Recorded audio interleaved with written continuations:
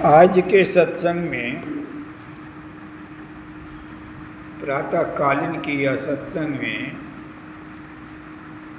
हम लोग सुन रहे थे भाग 1 से ब्राह्मोपनिषद से कृष्ण यजुर्वेद का कि बिना सद्गुरु के कृपा के विषय त्याग दुर्लभ है, तत्व दर्शन दुर्लभ है और सहज समाधि की अवस्था दुर्लभ है। क्या सुने हम लोग कि बिना सद्गुरु के कृपा के, जब तक गुरु के कृपा नहीं होंगी, दया नहीं होगा, विषय का त्याग दुर्लभ है। विषय वासना में जो हम लोगों का मन फंसा हुआ है, कहेंगे इस कड़ी को तोड़ करके हम कहीं चले गए, सत्संग भजन में आ नहीं सकते। जब तक गुरु की कृपा नहीं होंगे तब तक आ ही नहीं सकते। बिना गुरु के कृपा से, बिना गुरु के ज्ञान से, बिना गुरु के ध्यान से जीव का ना सुधार है ना उधार ही है।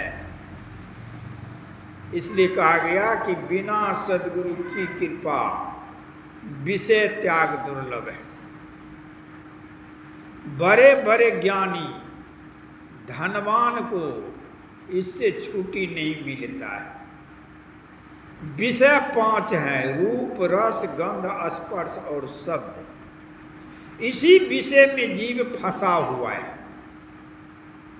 और ये फसान की कड़ी में जो बंधे हुए वह कहेगा हम चले जाएंगे, उसके अख्तियार की बात नहीं है। जब तक कि गुरु की दया नहीं हो जाए, गुरु का ज्ञान नहीं मिलेगा, ध्यान नहीं मिलेगा। राजा चित्रकेतु को 1 करोड़ पत्नी थी। अब देखिए, 1 करोड़ पत्नी में एक भी संतान नहीं था। उनका आसक्ति फंसा हुआ था संतान में, मुझे संतान हो जाए, मुझे संतान हो जाए। इसलिए 1 करोड़ पत्नी कर ली, अब फिर भी एक भी संतान नहीं हुआ। अपने अख्तियार की बात होता तो हो जाता नहीं। यह मोह के कड़ी में फंसे हुए में जब अंगिरा ऋषि और नारद जी आए तो उनको दुख को बात सुनाए, लेकिन अंगिरा ने कहा इसमें आपको भला नहीं है, जो मांग रहे हैं इसमें भला नहीं है, इससे आपको कल्याण नहीं है। लेकिन हठ पकड़ लिया। जैसे मनु शत्रुपा को भगवान ने कहा यह वरदान नहीं मांगो, इसमें तुम्हारा भला नहीं होगा, कल्याण नहीं होगा। कहा नहीं, यही वरदान चाहिए। वरदान क्या चाहिए? कि भगवान के जैसा ही मेरा बेटा हो जाए। मांगो, देखिए, भगवान के जैसा ही मेरा बेटा। इसका मतलब भगवान ने आकर के ले ले, लेकिन अंत में भगवान कह दिया जाओ, हो जाएगा। तो भगवान को आकर के जब मनु शत्रुपा आए, राजा दशरथ बने, कौशल्या बनी, तो उनके कोख से अवतार लिया राम। और राम जब अवतार लिया तो वन चले गए। मैं कहानी को छोड़ रहा हूं। वन चले गए। क्यों चले गए वन? तो नारी के हठ में राजा दशरथ ने वह बात को वरदान दे दिया। केकई ने वरदान मांगी कि राम को 12 बरस वन और भरत को राज। अंत में तो वरदान देना ही पड़ा। वरदान दिया तो वही वरदान के अंतर्गत राम गए वन। अब वन जाने के बाद राजा दशरथ वह पुत्र के वियोग में सिर पटक पटक करके मर गया। लेकिन मरने से पहले कहा था, तीनों पत्नी को बुला लिया और कहा देखो अब हम नहीं बचेंगे। क्यों? कि अपना किया हुआ पाप लोग को याद आता है। जीवन में जो पाप करते हैं वह कभी कभी याद आ जाता है। तो वह याद आ गया इनको कि मैंने श्रवण कुमार को बाण से मारा था, उनके माता पिता ने हमें श्राप दिया था कि जिस तरह मैं पुत्र के वियोग में, अग्नि में, की चिता में मैं पति पत्नी और श्रवण कुमार के साथ जिस तरह से मैं छटपटा करके मर रहा हूं, इसी तरह तुम भी पुत्र के वियोग में छटपटा के मर जाओगे। वह श्राप याद आ गया। कौशल्या के कई सुमित्रा को यह बात सुना करके यह सिर धुन धुन कर करके हाय राम करते हुए प्राण त्याग। आसक्ति टूटा दशरथ को, मनुशत्रुपा को आसक्ति टूटा। यही है विषय, विषय वासना छूटे ना मन से। ये मन से छूटने की चीज नहीं है, लेकिन छूटता है उसी को जिनके ऊपर गुरु की कृपा हो जाए। इसलिए कबीर साहब ने कहा कि हे कबीर पूरन भय भाग, जो सतगुरु मस्तक दिए हाथ, कि उसी को छूट जाता है जिसके ऊपर गुरु के सिर पर हाथ पड़ जाए। तो इसलिए कहा गया विषय त्याग दुर्लभ है, कि विषय त्याग दुर्लभ है जीव को बिना गुरु की कृपा, और तत्व दर्शन भी दुर्लभ है, सही तत्व दर्शन भी दुर्लभ है। सही तत्व दर्शन क्या है? जीव तत्व, परमात्मा तत्व। यह ज्ञान बिना गुरु को नहीं हो सकता। इसलिए सदगुरु कबीर साहब ने कहा बिनु सतगुरु नर रहत भुलाना, खोजत फिरत राह नहीं जाना।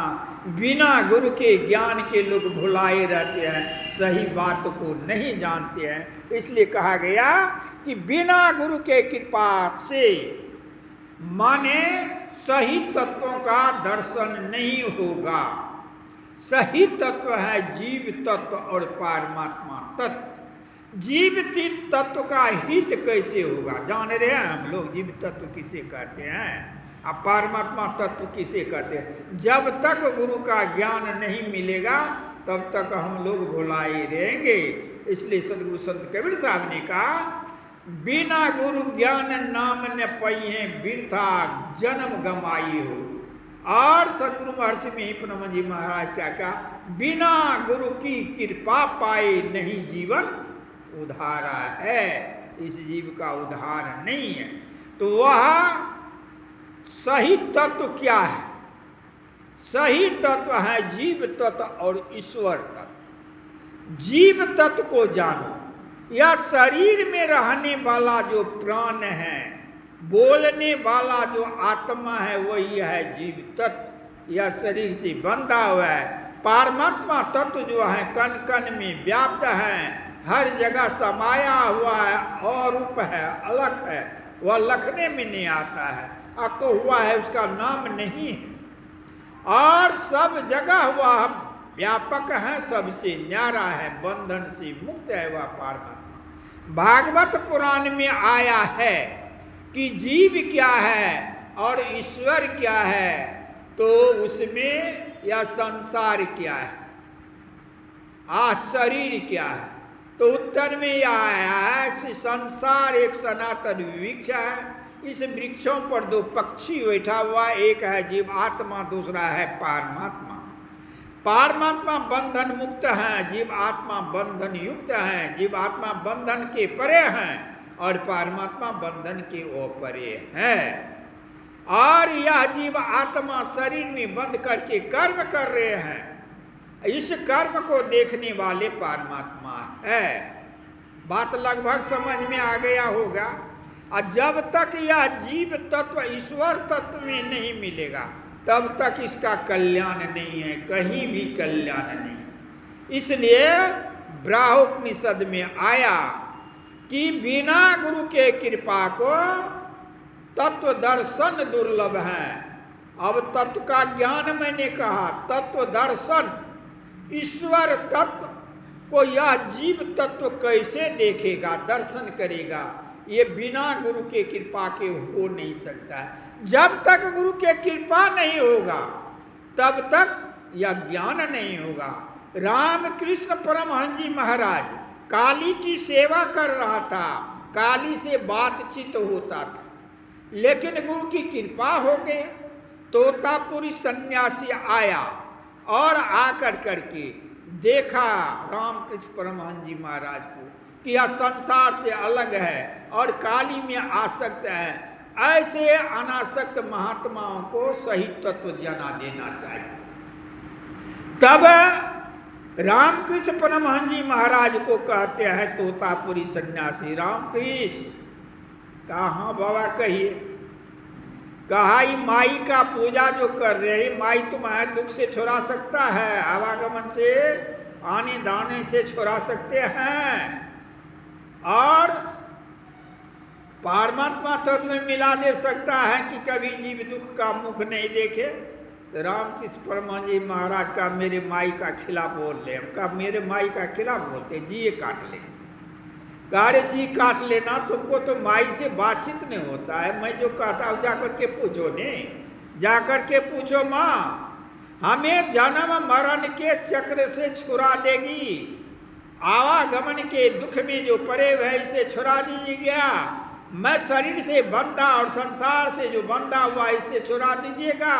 मेरे जीवन में कभी दुख का मुख नहीं देखूंगा, छुड़ा दीजिएगा। तो जाकर के पूछा तो काली ने कहा, बेटा हमारी बस की बात नहीं है। कहा, कौन छोड़ाएगा? कहीं पहुंचे हुए सदगुरु जो होगा, जिसे परमात्मा से मुलाकात हो चुका है, वही महात्मा आपको इस सारे दुख से छुड़ा सकते हैं। संसार में कोई भी यह दुख को नहीं छुड़ा सकते हैं। हम संसार की वस्तु दे सकते हैं, लेकिन जो बात तुम पूछते हो वह बात हमारे लिए असंभव है, हमसे नहीं हो। तब जाकर करके तोतापुरी सन्यासी की शरण में जाकर के चरण में गिर गया और कहा, मुझे बता दीजिए माँ की आदेश हो गया। तब उन्हें बता दिया, कौन चीज बता दिया कि तत्वों का दर्शन, परमात्मा तत्व का दर्शन का युक्ति बता दिया। जैसे हम लोगों को जाप जपने के युक्ति देते हैं, ध्यान करने के युक्ति देते हैं, दृष्टि योग करने की युक्ति देते हैं, नरानुसंधान करने की युक्ति देता है। जिस युक्ति के द्वारा यह जीव तत्व जाकर के ब्रह्म तत्व में मिल जाता है, माने इस युक्ति के द्वारा ही हम उस तत्व को, सही तत्व का दर्शन कर सकते हैं। सही संसार में एक ही परमात्मा ही, और सब कुछ नहीं है, कोई सही नहीं है, सब नाशवान है। परमात्मा ही एक सही तत्व है, अखंड है। कबीर साहब ने कहा, अखंड प्रभु का नाम है और सब खंड है। परमात्मा ही अचल अमर है, संसार में सभी चीज नाशवान है। वह अचल अमर में जो जाकर के समा जाता है, वह भी अचल अमर हो जाता है। यह हुआ सहज तत्व का दर्शन। और सहज समाधि माने समाधि लग जाए, मानस जप बन जाए, मानस ध्यान बन जाए, दृष्टि योग की क्रिया में समाधि लग जाए, सूरत शब्द में समाधि लग जाए, ये बिना सदगुरु के कृपा के हो नहीं सकता है। इसलिए सदगुरु महर्षि में ही परमहंस जी महाराज कहते हैं, बिना गुरु की कृपा पाए नहीं जीवन उधारा है। कि बिना गुरु के कृपा के जीव की ना सुधार है ना उद्धार है। फंसी श्रुति आई यम फांसी, अयन सुधि आपनी नासी। या जीव की सूरत जो आकर के संसार में फंस गया, यह जीव के नाश के कारण है। और भई भवशोक की बासी, कठिन जहते उधारा है। यह साधारण बात नहीं, फंस गए हो इससे छुटकारा मिल जाएगा। लोग की कहते हैं फंस गए कठिन फांस में, एकरा छुट्टी मिलते से। अब वही बजरा के मर जेते, देख लियो, बोल लोग बोल जाता है। रात में सुन रहे थे कि एक पत्नी को पति से शादी हुआ, नारी को लड़की थी तो बेचारी 10वां पास। तो पति से जब विवाह हुआ तो कहे हम पढ़ेंगे, तो कहा पढ़ो।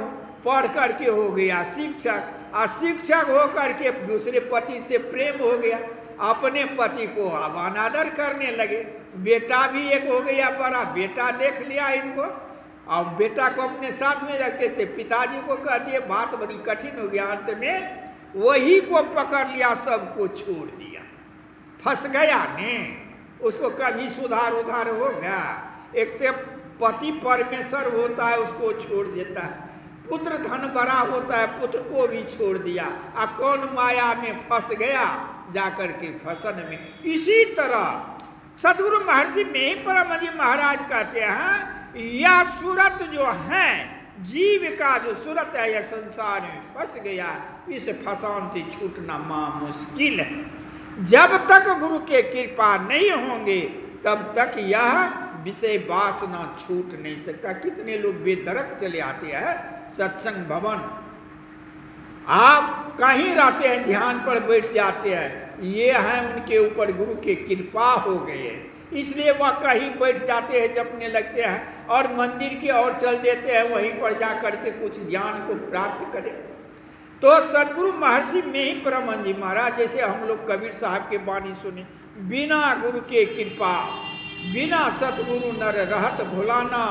और सदगुरु महर्षि में ही परम जी महाराज कहते हैं, बिना गुरु की कृपा पाए नहीं जीवन उधारा है। अब ब्राह्मण उपनिषद में हम लोग सुने, बिना सदगुरु के कृपा के विषय त्याग दुर्लभ है, तत्व दर्शन दुर्लभ है और सहज समाधि भी दुर्लभ है।